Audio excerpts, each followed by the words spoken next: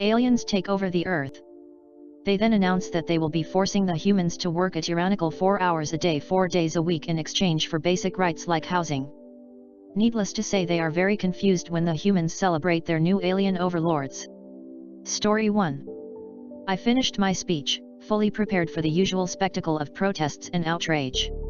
I take no pleasure in those, but centuries of analysis and prosperity proved our way as superior and most efficient.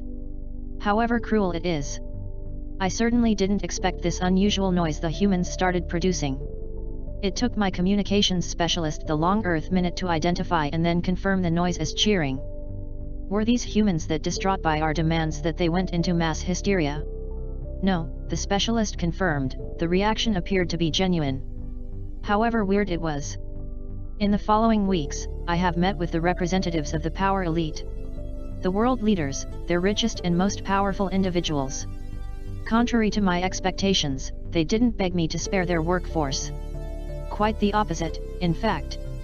The economy will collapse. One of them said, his tone identified as condescending. If you give everyone homes and healthcare, nobody will want to work. You are just giving everyone a handout. There was a lot of the same sentiment from their communication networks. The same demands to be given more work and more scarcity. Apparently, that is what their previous rulers considered motivation. The lower classes of the population, on the other hand, appeared almost disturbingly cheerful. Our empire has conquered vast galaxies and countless worlds.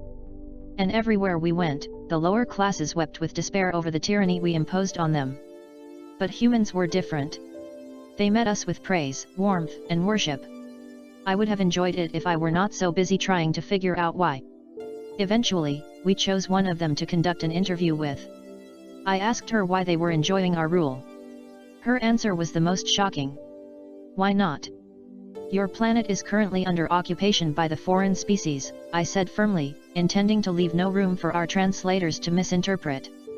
You spent 1/6 of your day working. The young woman looked at me like I was a child. Or a jester. Then she realized I was serious. We used to work 1/3 of the day, at the minimum, she said. I heard it. But I refused to believe it. That was not an efficient use of the daily cycle. 5 or 6 days a week depending on how anal the management would get with you. I checked whether our translators were working right. 8 hours a day at least?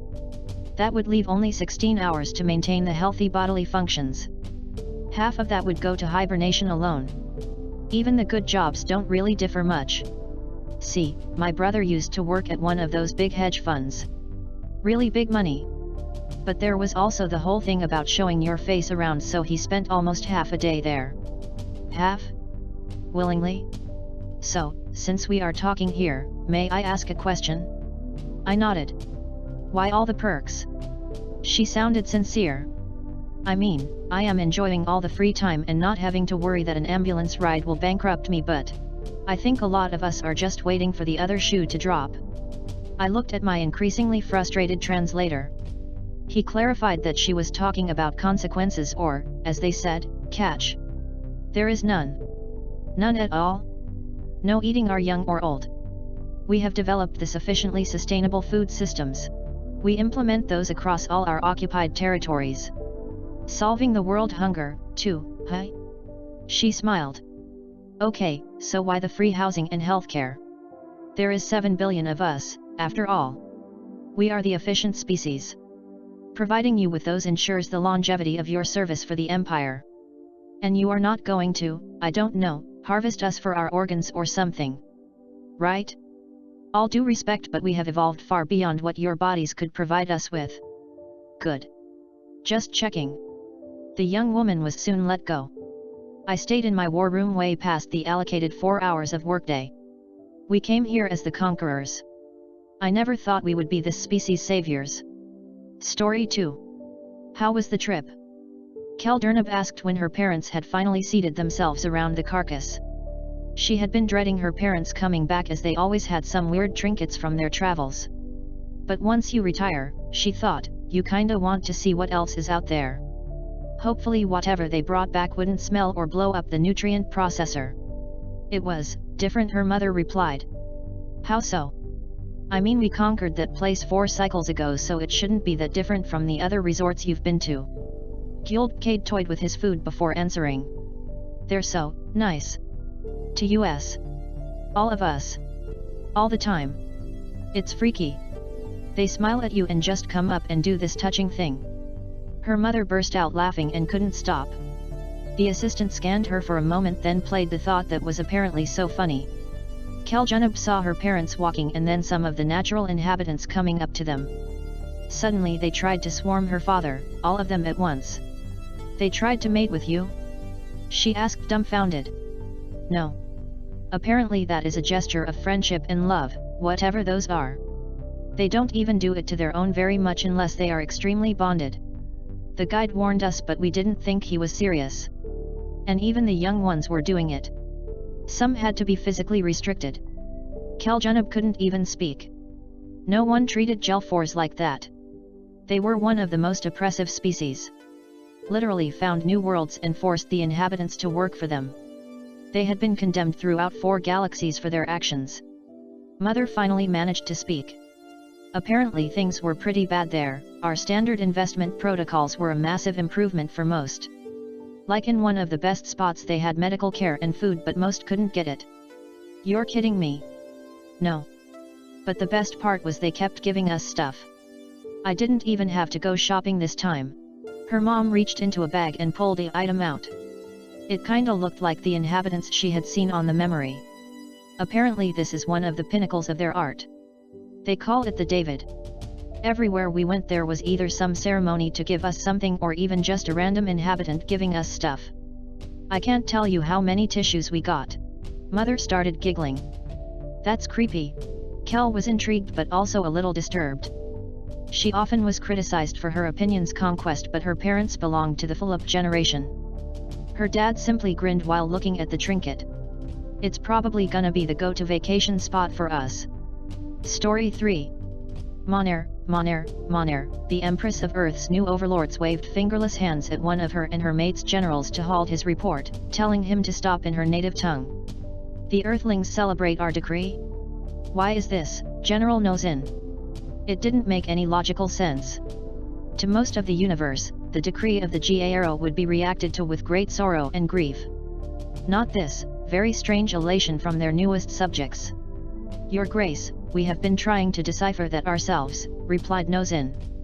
My soldiers are attempting to discover the reasoning dash. One of our soldiers has sent an explanation, if I may relay it. This would likely be interesting. Go on. The general bowed his head before reading.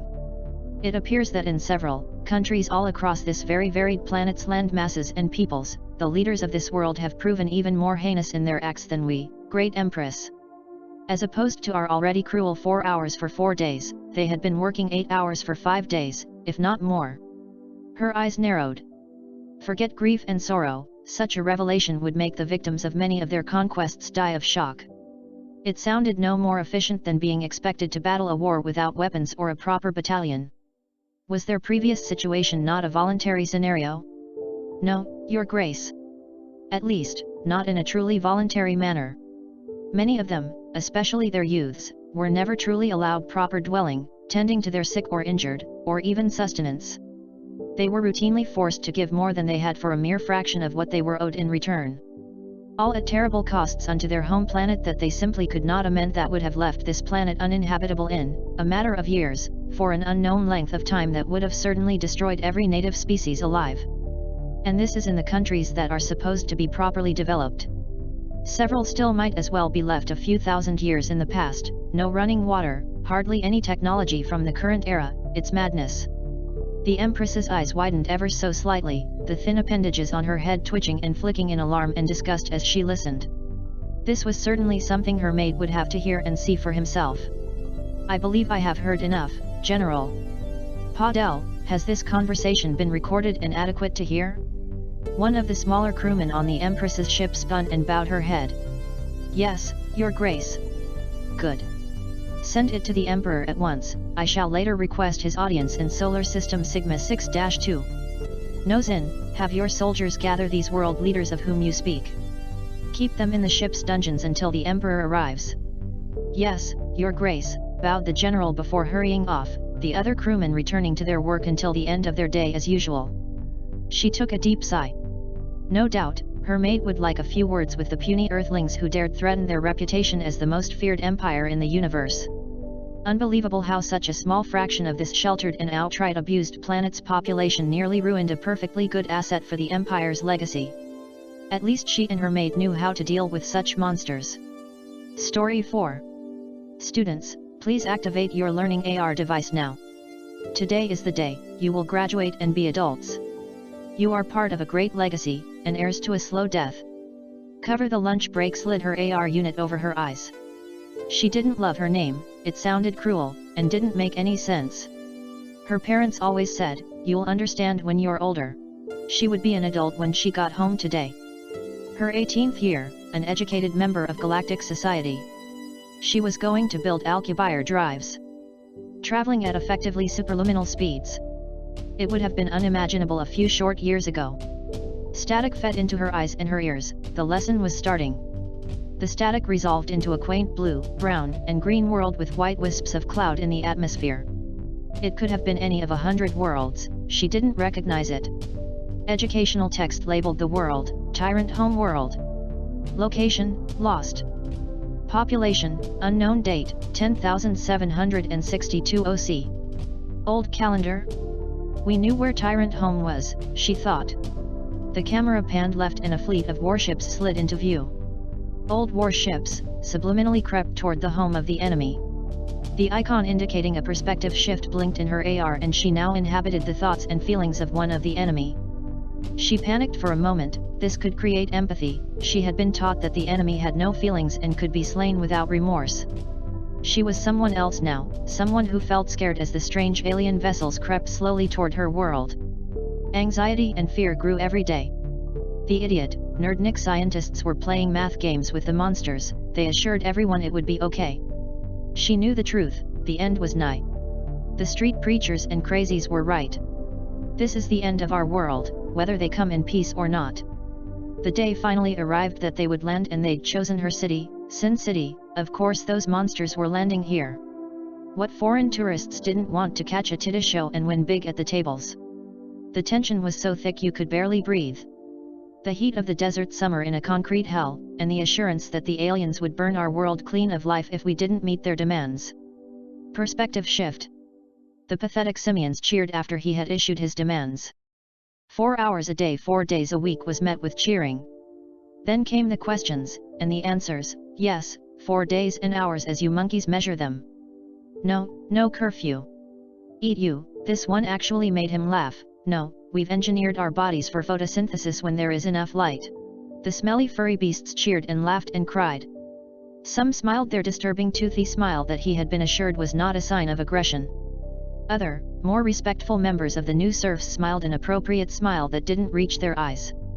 Perspective shift. Ruling these monkeys for the past 20 years had been a delight. They had quickly taken to the AR education system and rarely used sick time or failed to show up for a shift. Some had rebelled at first, on principle, of course, he didn't begrudge them anything. They had been sent to mandatory re-education and anger management, harsh, but fair. Now they all labored away and his fiefdom was one of the most productive in the empire. Perspective shift. He hated these filthy animals more than anything.